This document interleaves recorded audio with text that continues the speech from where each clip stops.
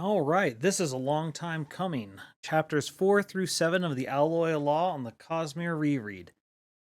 Oh boy. This is when I just noticed that the drawer behind me is I left open.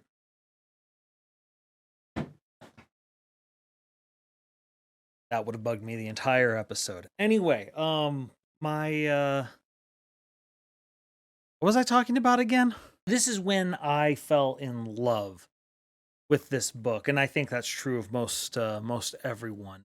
Let's actually try and go somewhat in order. And let's start by talking about the entrance to the wedding party.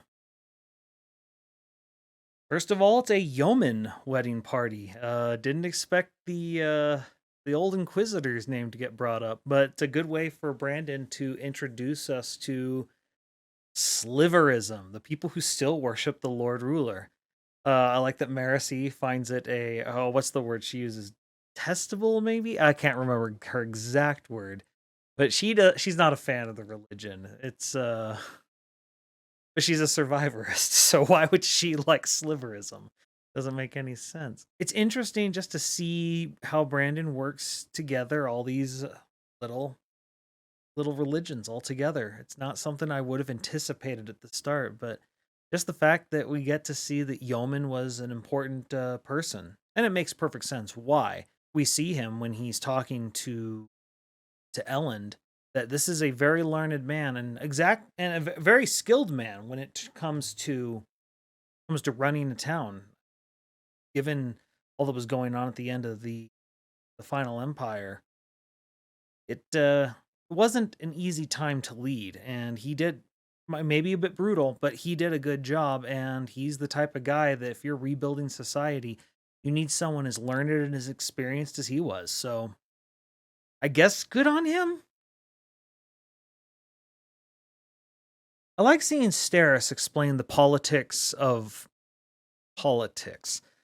this entire party, explaining who's here, who's not here, and what this all means. It's definitely the part of Wax's job as a noble that he has the least patience for, and I think it's a great indication early on that Steris is a good match for him, especially because she's willing to handle a lot of these details. Even though she's not the most skilled at it, she definitely is willing to tackle them. She's also able to explain it in a way that makes a lot of sense to even a lay person. That's a very difficult skill. And so good job, Steris. Good job. Even if you do end up getting offended by Wax talking about shooting the balls off a dog. Classy. While we see Steris doing all the political talk, we get to see Marasi's element, the academic side. Marasi is an interesting character, especially in this first book, I find, because she's less determined as to who she is yet. She's in that in-between state, as a lot of people are while they're going to college. She definitely has a very inexperienced and academic, one might say pristine view of how law enforcement should go. A very complicated topic, to be sure, a one that we've been struggling with ourselves with nowadays.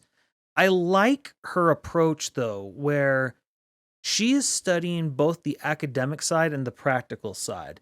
She's apparently gone into great detail as to what it is she needs to know about law enforcement, both in the big city and in the roughs, and the differences therein.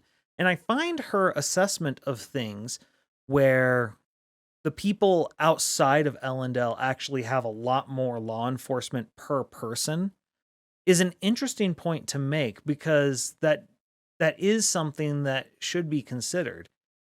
The ability to get law enforcement there and the ability for crime to disappear in the crowd is a definite problem, which is going to be an issue once the more violent side of the roughs gets into the hustle and bustle of the town.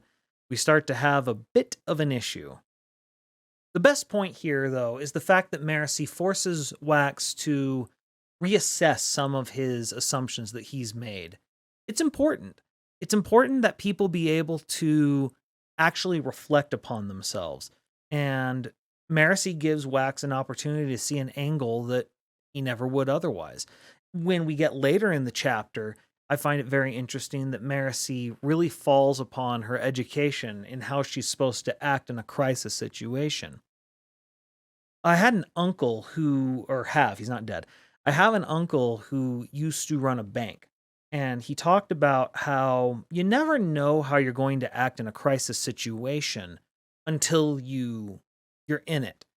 For Marasi, she goes straight into her books, even having what was it, Professor Modicarm, I think was his name. I wonder if Brandon used that name like a modicum of respect. I think it was supposed to maybe, I don't know. Curious. Wondering if it the fact that they're cognate words matter. Anyway, point is, in Crisis, Marasi falls completely on her training, even though she is panicking.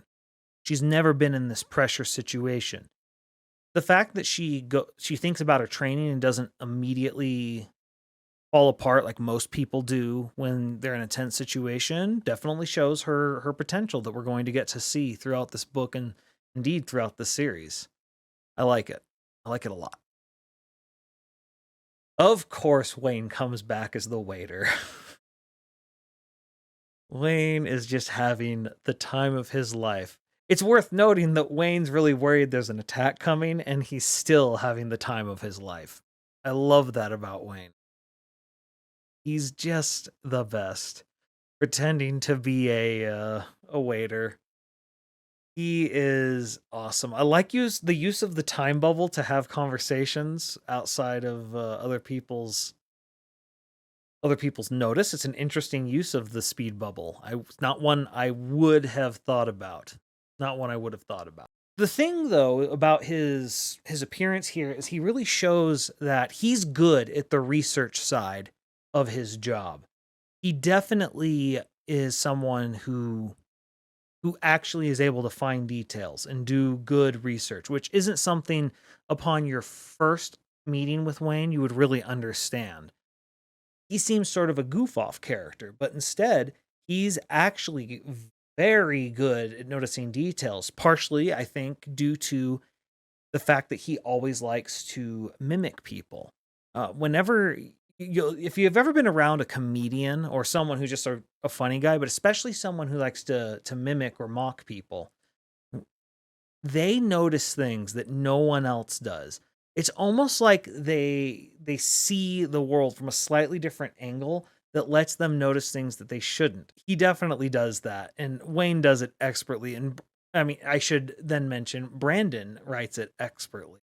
This is not an easy character to pull off and make likable, and Brandon does it in spades. I love the question that Wayne says, "I hope you brought your gun," and then immediately the robbers come in. The Vanishers are here. I love that feeling of dread right before they show up as Wax puts everything together. And Wax at first really does try peace. He understands that they can't just go shooting. There's too many people in this room, and on top of it, too many high society figures who are unaccustomed to the danger. It's one thing to do it out in the roughs where people, by the very nature of living out in the roughs where there's less law enforcement, it's going to take longer for any sort of police work to get to you. You sort of accept a certain amount of danger. But in the city, that's not the same case. And especially with high society, you have to pull your punches a little. And so Wax tries to go the peaceful route. But the former police chief, what was his name? Pteris. Pteris, he pushes things a little further than he should. Also, it should be noted that he's a cameo by Peter Ahlstrom, the Brandon's main editor. Weird that he gets a bullet straight in his head. What are you trying to say, Brandon? What about Peter Ahlstrom do you have a problem with? Oh, someone died and I'm laughing. He pushes it. He's a man of honor, and he tries to have himself taken hostage, which obviously was never in the cards, as we'll talk about later. The Vanishers were looking for specific people to take. Regardless, once that gunshot goes off, all bets are off. Time bubble up, and it's time for one of the most epic action scenes Brandon has ever written. When it comes to fight scenes in Brandon's books, number one for me, I think, might always be Kelsier versus the Steel Inquisitor. It is an absolute, just gorgeous display of magic and action in a way that I don't think I've ever read before. But for me, I constantly debate between Szeth versus Kaladin and this scene as my second favorite. I can't decide which one I like more. This scene is so good. Allomantic Gunfights. Like, you could seriously center an entire pitch of this book series around just those two words put together. Allomantic Gunfight. Boom, I'm in. And Brandon executes it awesomely. Not sure why I sang that. Anyway, point is, this is an incredible display of Wax's two abilities.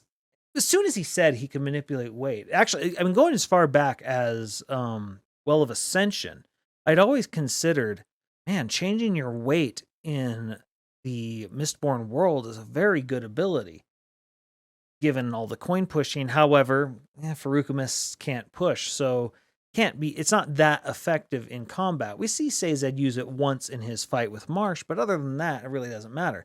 Someone who can both push and change their weight, whew, Wax shows it off, both using it to create armor-piercing rounds by pushing on it, the steel bubble around him, and at the same time, I don't think we knew up until this point, I'd have to go back and check, but I don't think we knew that Wayne's Furukumi ability was healing. And so suddenly his weird ability of pop in one-on-one, beat someone down, and then heal up any damage, and then just add, rinse, and repeat. And the way he almost, the way I describe the way he fights, it's almost reverse Nightcrawler. If you've ever watched the second X-Men film, the opening scene with Nightcrawler attacking the White House is really good action, but he doesn't move that much. He's teleporting everywhere and and it's when he's attacking he's vulnerable. Wayne does the opposite. He's vulnerable in between attacks. And so it's very interesting. It's not something I would have come up with at the start, but it works very effectively.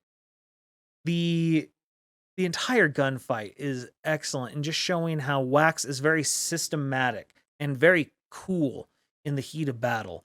He's thinking, he's keeping track of how many bullets people have. He's listening for when people are reloading. And he changes his tactics in the middle of battle as soon as he knows that they're starting to use the aluminum rounds. Suddenly it's like, okay, can't rely on my little steel push bubble. Gotta take cover and stuff like that. He's also noticing the leader is very familiar sounding, but no, it couldn't be him. Couldn't be him. It's him. It's Miles, but he doesn't really focus on that part yet. I also like the decision of who's going to go after, Marasi or Steris. And he ends up going after Marasi because he says because she's closer. I think that's mostly true. I think there's a little bit at that moment he definitely favors Marasi more. She's definitely been a lot more pleasant to have conversation with up until this point. But he's got to take an action. It ends up being the correct decision because turns out Marasi's a sniper. Just take an absolute crack shot with a rifle. And let me tell you something, that's pretty awesome. I love good rifle shooting. I have a real soft spot for sniper stories. And so Marasi being a crack shot with a rifle, I'm glad.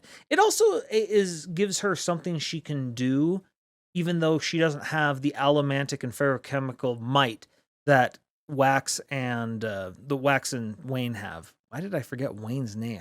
They're Wax and Wayne. It's that simple.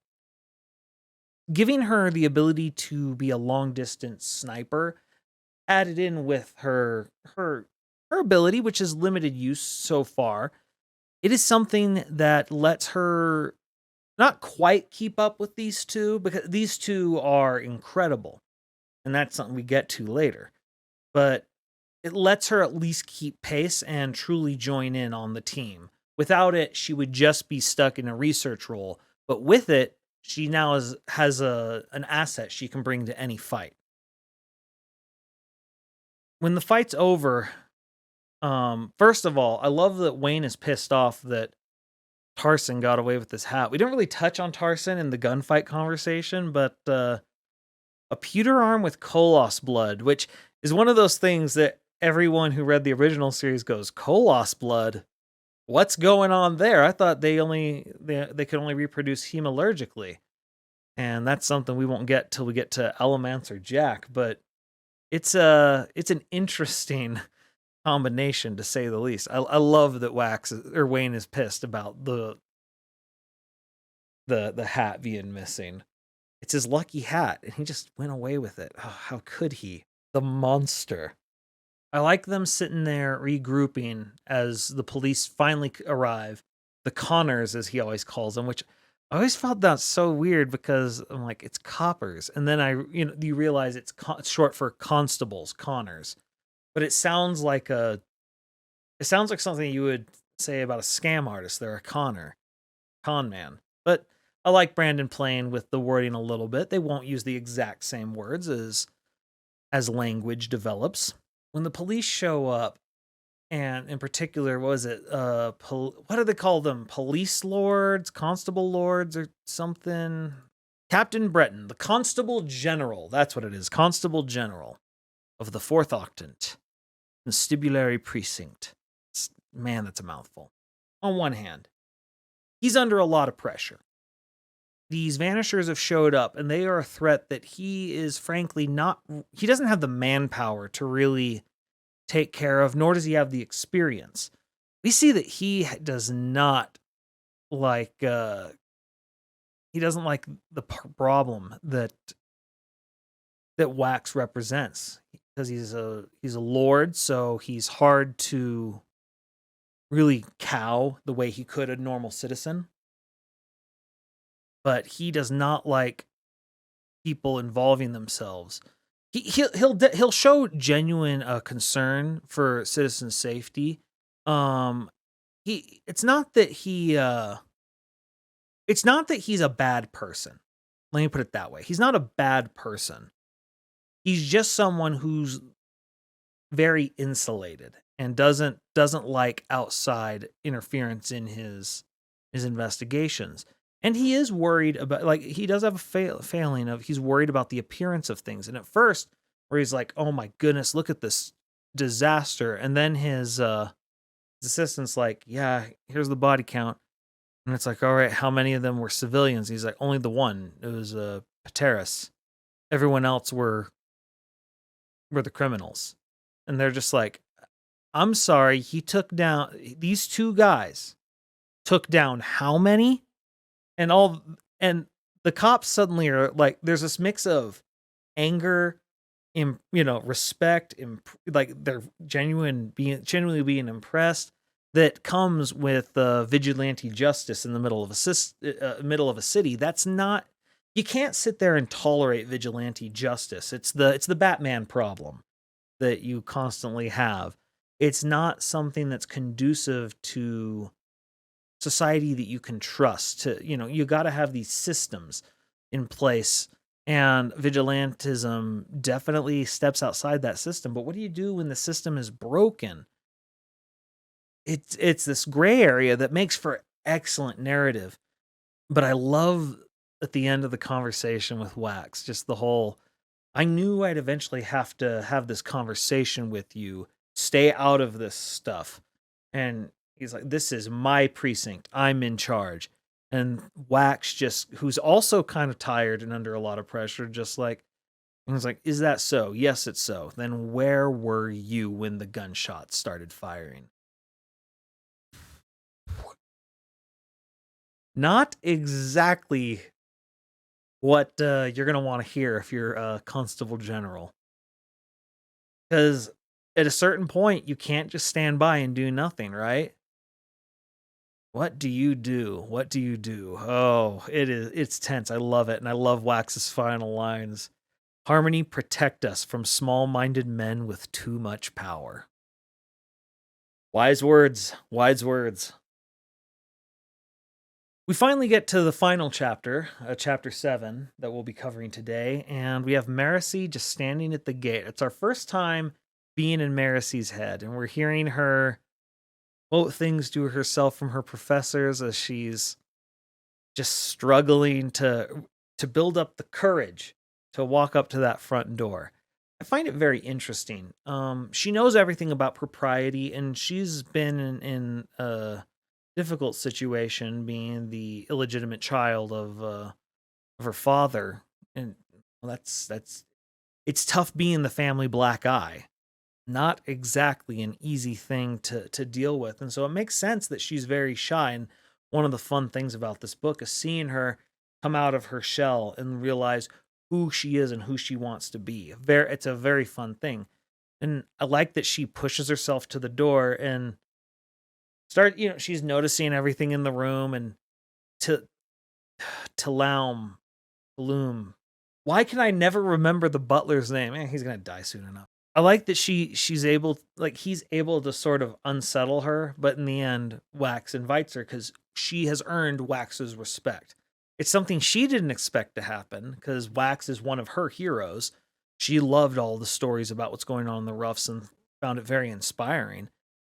But she's earned the respect, and that's something that she'll learn pretty quickly, that Wax respects competency more above anything else, and she's competent. We finally end on Wax and Marasi trying to figure out what the Vanishers are really after. I love stuff like this. I know a lot of it is complete television junk food, but stuff like Law and Order is so entertaining. I love seeing how people figure out a mystery and solve a puzzle. And the puzzle of the Vanishers is an interesting one. And Marasi and Wax, because they're unburdened by a lot of the assumptions the regular police force might make, they're able to come to conclusions that the others won't. And they start to figure out, yeah, these women being kidnapped, it's not random. It's interesting that Marasi doesn't, she realizes why the reason Steris was taken hostage is the same reason they try to take her hostage, but there's a tension there because she doesn't want to reveal the nature of her parentage. That's something that she's been running from her entire life. And it's the family black eye, but it's an important detail that ties everything together. I find stuff like this so interesting. What do you know and what don't you know? It's the heart of investigation, and it's entertaining as all get out. I just love the end of this chapter with Wax very wryly being like, I've got another assignment for Wayne. He's gonna get us some other information, which is gonna lead us to where we're gonna start for the next chapter. The next chapters that we're going to be going into are chapters 8 through 11. So if you have any comments you'd like to make on those, be sure to just put them in the Discord. And we're going to be shotgunning through a lot of these now. I apologize for the delay between these two episodes. Life got insanely hectic as soon as I started to put this project together. Yeah, that's life. But we're going to be shotgunning through a lot of these until we catch up, and then we can be going back to one a week.